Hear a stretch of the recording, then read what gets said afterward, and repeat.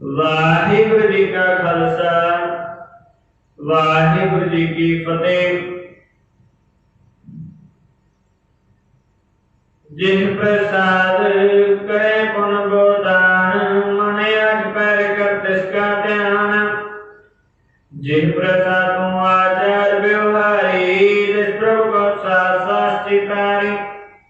जिस प्रकार तेरा सुंदर रूप सो प्रभु सिमरो सदा अनूप। जिस प्रकार तेरी की जात सो प्रभु सिमर सदा दिन रात।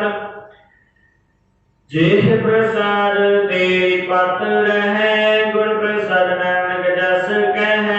जिस प्रसाद मैं करनाद जिस प्रसाद पेखे विस्माद। जिस प्रसाद बोले प्रदर्शना जिस प्रसाद सुख दे बसना।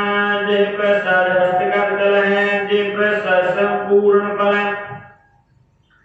जिस प्रसाद परम गत पावे जिस प्रसाद सुख सहज समावे।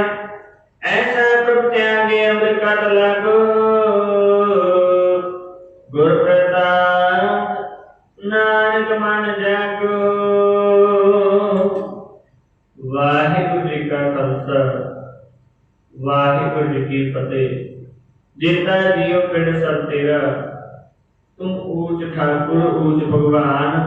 दासा दास कह जन नानक जिहा तुम कराए हैं तेहा हो गए उठिया। तो गुरु प्यारे सत्संग जियो आओ जो लड़ीवार विचार चल रही है।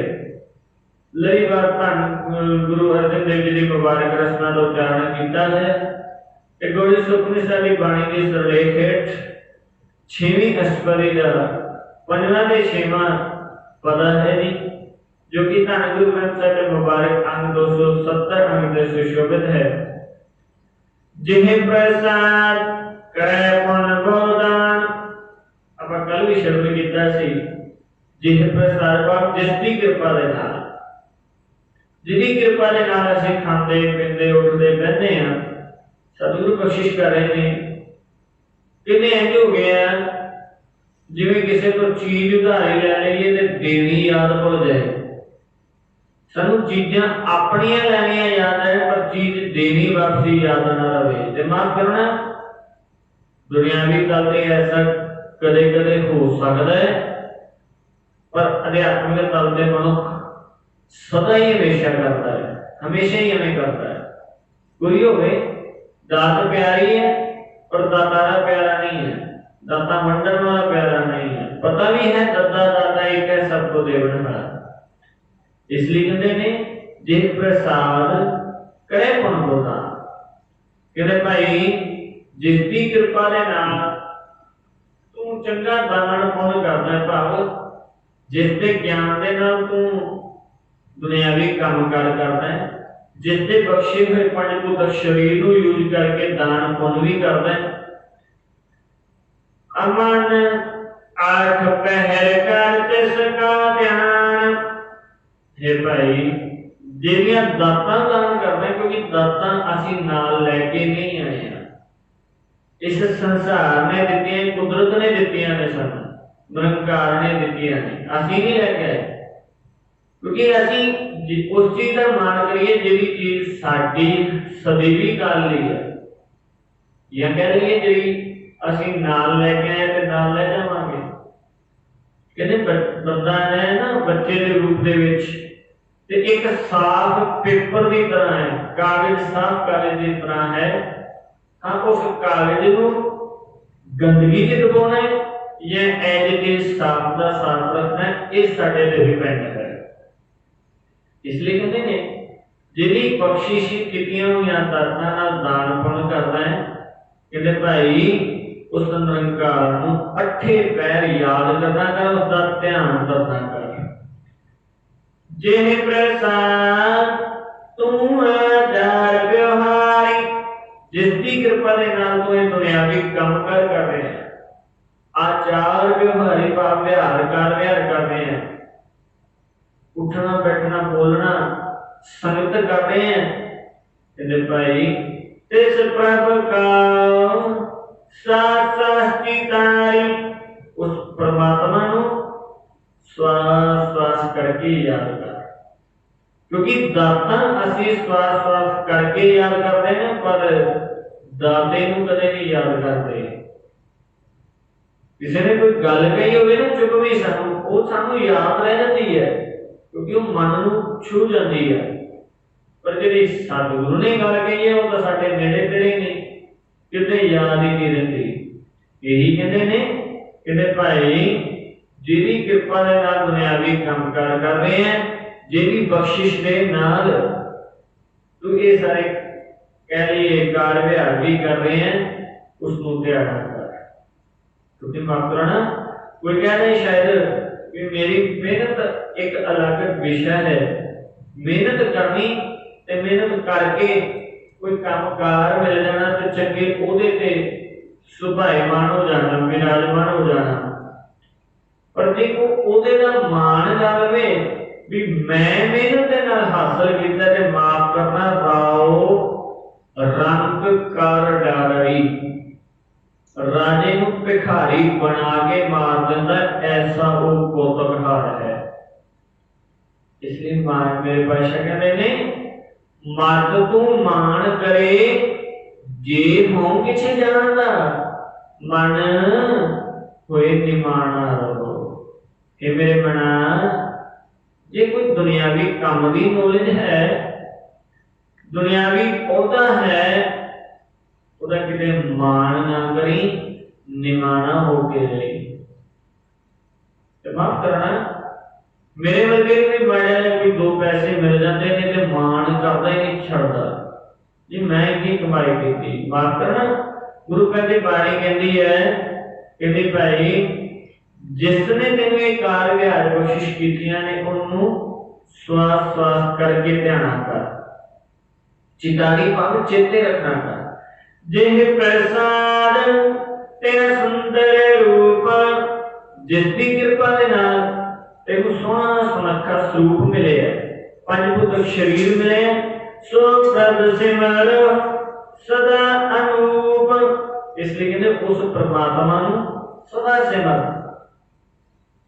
अनूप जिहड़ा अंत ही नहीं है उसको तेन सिमरना कर। पिछलियां पंक्तियां एक बेनती, तिस प्रभ कहो सास सास चितारी। इतने असी बहुत गलती कर जाते हैं, तिस प्रभ को कह जाते हैं, को नहीं है कहो है। क्योंकि ये भी विचार बस जल्द ही शुरू कर रहे हैं कि कहो क्यों पढ़ना है तो को क्यों नहीं पढ़ना। जे इसी तरह ताओ लिखिया तो क्यों नहीं पढ़ना, क्योंकि यही छोटिया छोटिया बरीकियां गुरबाणी व्याकरण दी ने जिहदे करके गुरबाणी का ना बस आ सकता है ना सानू समझ आ सकती है। इसलिए गुरु साहब जी इस बोझ को समझना करिए कहने जिन्हें तेन सोना स्वरूप दिता है उस अनूप परमात्मा सिमर याद कर। जिह प्रसाद तेरी नीकी जात, नीकी कहते हैं सोहनी। एक उदाहरण ले लीजिए, जे कोई अमीर है उच्ची कुल च पैदा होया है ਉਹਦੇ ਲਈ ਉਹ ਕੁਲ ਵੀ बड़ी ਧਨਵਾਨ ਵਧੀਆ है, बहुत मुबारक है। पर जे कोई नीवी जात च पैदा होया है तो गुरु पातशाह कहते ਉਹਦੀ भी कुल ਉਹਦੇ ਲਈ बहुत ਵਧੀਆ है। क्योंकि मेरे पातशाह कहते ਇੱਥੇ ਜਾਤਾਂ ਪਤਾ ਪੁੱਛੀਆਂ ਜਾਂਦੀਆਂ ਨੇ, पर नंगार दे दरबार च जात नहीं पूछी जाती, उत्थे जे पूछा जाता है ते साडे कीते कर्मां दी जात पूछी जाती है, दुनियावी जात नहीं पूछी जाती। क्योंकि गुरु पातशाह ने कहना कीता है कहते भाई जे नंगार दा सिमरन कीता है बंदियां वाले काम कर रहे हैं, सतगुरु के हुक्म नूं मान रहे हैं ते तू असल दे विच मनुख है, भाव जिहड़े बचन करके खिसकदा नहीं वो मनुख है। पर जे पैर पैर पे खिसक जाएगा, निरंकार दा कहना मोड़ेगा, फिर तू मनुख नहीं है। इसलिए गुरु साहब बख्शिश कर रहे हैं कहते भाई जे प्रत्यक्ष तेरा सुंदर रूप सो प्रभ सिमरो सदा रूप, देह प्रसाद तेरी नीकी जात, तेरी जी निकी जात पर सोहनी सोहनी जात है, सुनखी जात है। इत्थे तक कबीर साहब ने क्या सी, कबीर मेरी जात को सबको हंसनेहार, बलिहारी ये जात को जे जप्यो सिरजनहार। कहते मेरी जात ते हर दुनिया का बंदा हंसता है, पर कहते मैं अपनी जात तो बलिहारे मेरी जात ने जिन्ने नाम जपण की अकल दे दी। इत्थे तक गुरु साहब ने कहा जे नाम नहीं जपदा, त्रिक त्रिक खाया, त्रिक त्रिक सोया, त्रिक त्रिक कापड़ अंग चढ़ाया। कहते जात दे नाल मतलब नहीं है। उच्ची गुरज होवे ते काम पशुओं वाले करे ते उन्हें पशु क्या है, बंदा नहीं क्या। सतगुरु विसार मनमुख होए बंदे का बंदा, कहते बंदगी छड़ के बंदा ही रह जाता मिट्टी की ढेरी। इसलिए कहते ने जिन्हें तेरी जात सोहनी बनाई है, सो प्रभ सिमर सदा दिन रात। उस परमात्मा को सिमर, हमेशा सिमरन कर, सदा दिन रात, हमेशा दिन ते रात जपना कर। जिह प्रसाद तेरी पात्र जेरी कृपा ना तेरी इज्जत रह जाती है, भाव तेरे पर्दे ढक लेंदे जेरी कृपा दे नाल। कहंदे भाई गुर प्रसाद नानक जस कह, इसलिए नानक गुरु की कृपा दे नाल तेरा व्याख्यान करदा है, तेरा उच्चारण करना करदा है, तेरा हर जस गायन करदा है। भाव जदों कोई कह रही ऐसा काम बन जाता है निरंकार इज्जत पैज रख दे, कहते जिस अकाल पुरख ने पैज रखी है उसको जपना कर। जे प्रसाद सुने कर नाद, जिसकी कृपा के नाल तेरे करना ऐडी समर्था है कि तू नाटक जेटक सुन सकता है, गाने सुन सकता है, शब्द सुन सकता है। क्योंकि माफ करना जिन्होंने कोई कान नहीं ना, सुनने की पावर नहीं है, उन्होंने पूछ के देखना इस संसार की सुनने की की मुल है, की कीमत है।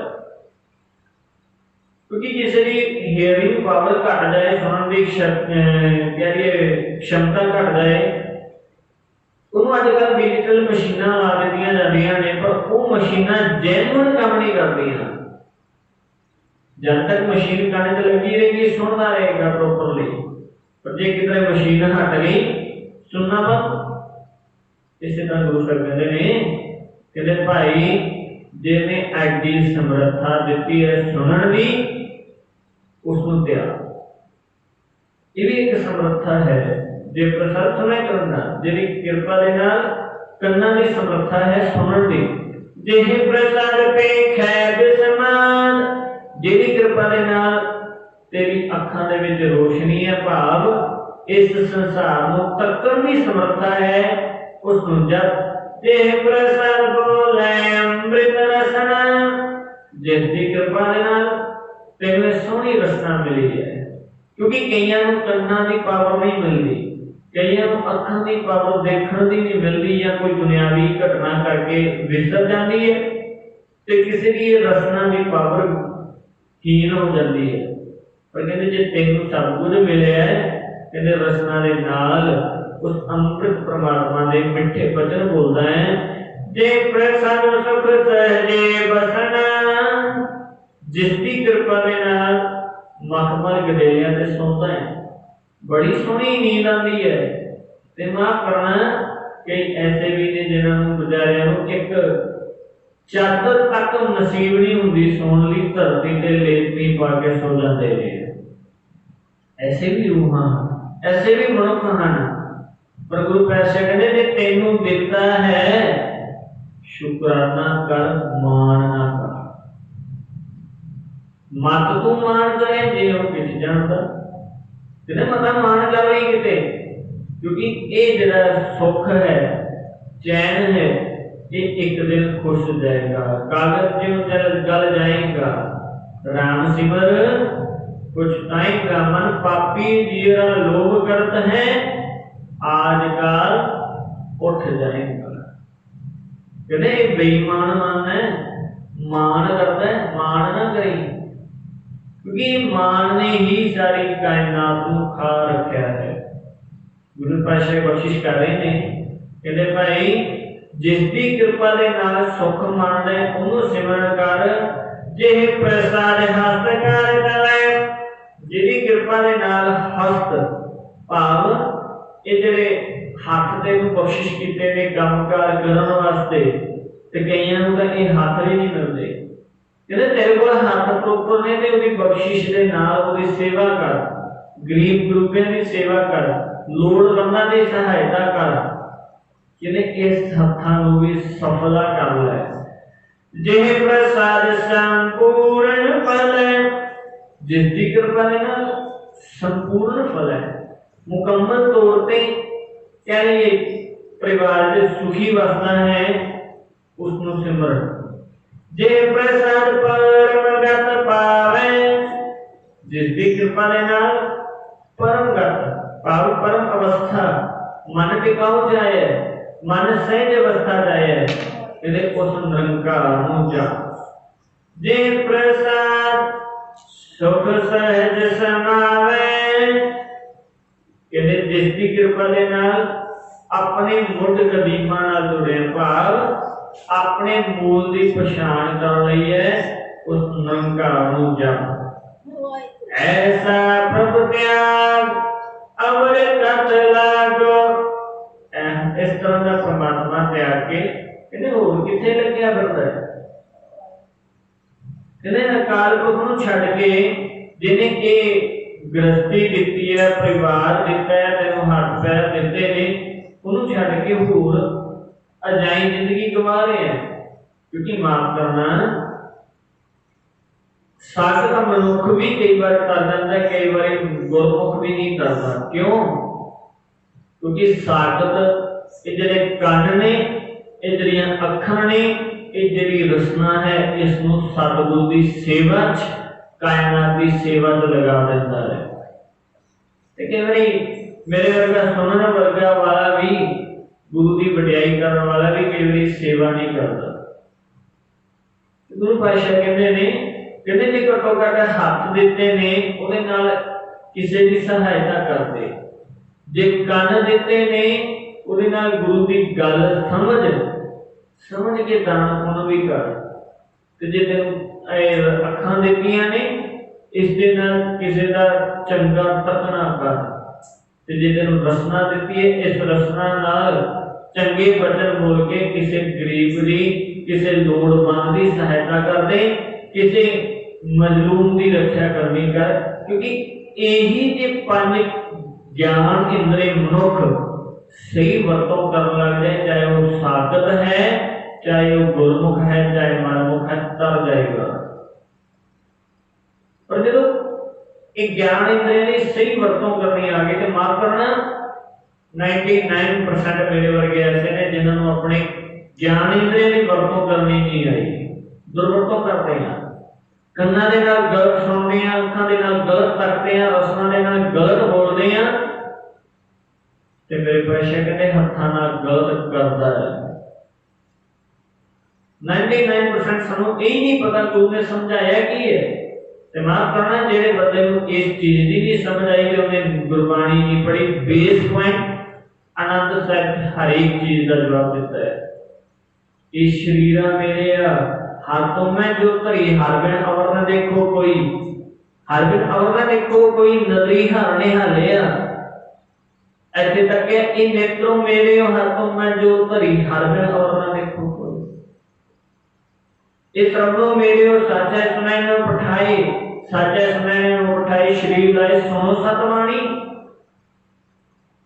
इत्थे तक गुरु करने का देता कहते भाई शरीर दिते ते इसे शरीर के पांच कर्म इंद्रिय भी कंट्रोल कर ले ना, सही वरतों करनी सीख लाए तो तू ब्रह्म ज्ञानी बनने तो कोई दूर नहीं रह जाएगा।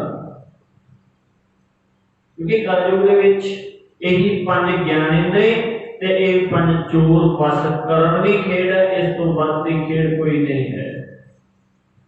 यही गुरु फिर कहना करते ने अखीरलियां पंक्तियां, जिस प्रसाद तेरी पात्र है, जिहदी कृपा दे नाल तू इज्जत वाला बन जाना है, इस संसार च भी इज्जत खट लेना है, ते निरंकार दे दरबार च भी कहते भाई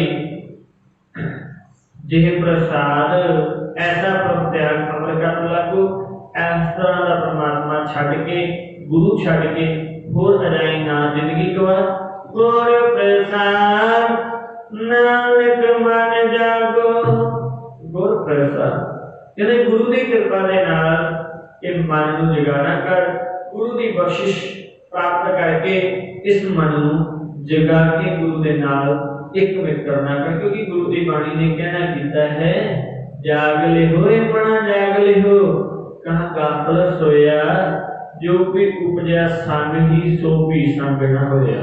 जिहड़ा तेरे तन दे नाल पैदा होया किते तन दे नाल जाएगा भी नहीं पर कहते जान के ते तेरे कीते चंगे कर्म केड़े कर्म करने ने केड़े कर्मां दे नाल प्रवानगी होएगी।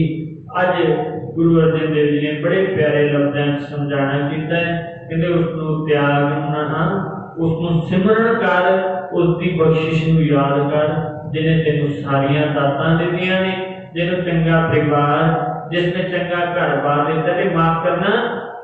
असीं जदों हंकार की परत ला के देखांगे ना अपने मन तो कईयां नूं तां इह भी नसीब नहीं हुंदा जिहड़ा कुछ सानूं नसीब हो गया है।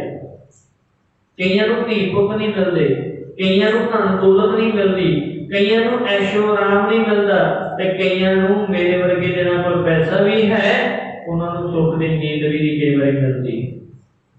कहते जेड़ा है वह शुकराना करना सीख। जो शुकराना आ गया इसका मतलब हृदय में निरंकार आ गया। इन्नियां वो बेनतियां करता खिमा दा जातक जे कोई गल चंगी लगी होवे धन गुरु नानक साहब दे दरबार दी जान के गुरु अर्जन देव जी दी जान के पल्ले वसाना जिंदगी कमाना वध घट बोलिया दसदा ना सिधारते हुए साध संगत दियो शीश करो अरदास अगे तो कथा विचार करन दी जात आ जावे। गजवाणी के फतेह दा जवाब फतेह दियो जी। वाहिगुरु जी का खालसा वाहिगुरु जी की फतेह।